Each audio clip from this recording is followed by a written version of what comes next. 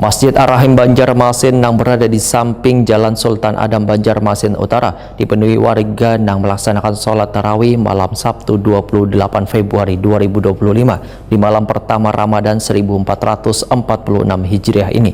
Kultum di jeda tarawih diisi Ustadz Karyono Ibnu Ahmad yang menyampaikan tentang perintah puasa yang terdapat dalam Al-Quran maupun hadis. Masjid Ar-Rahim Banjarmasin yang berada di samping Jalan Sultan Adam Banjarmasin Utara dipenuhi warga yang melaksanakan sholat tarawih malam Sabtu 28 Februari 2025. Di malam pertama Ramadan 1446 Hijriah ini, kultum di jeda tarawih diisi Ustadz Karyono Ibnu Ahmad yang menyampaikan tentang perintah puasa yang terdapat dalam Al-Quran maupun hadis.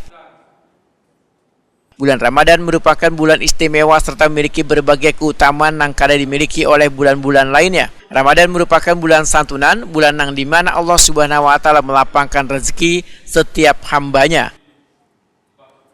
Bulan Ramadan adalah momen yang penuh berkah dan ampunan karena setiap hari menjadi kesempatan untuk mendekatkan diri kepada Allah melalui ibadah dan doa.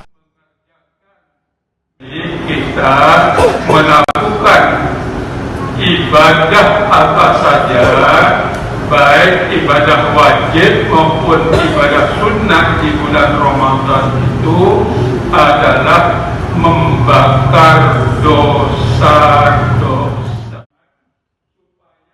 Ustadz Karyono Ibnu Ahmad menghimbau jamaah untuk benar-benar memanfaatkan bulan yang penuh rahmat dan ampunan ini dengan memperbanyak membaca Al-Quran, berinfak, berzikir, bertasbih, bersolawat, serta beristighfar.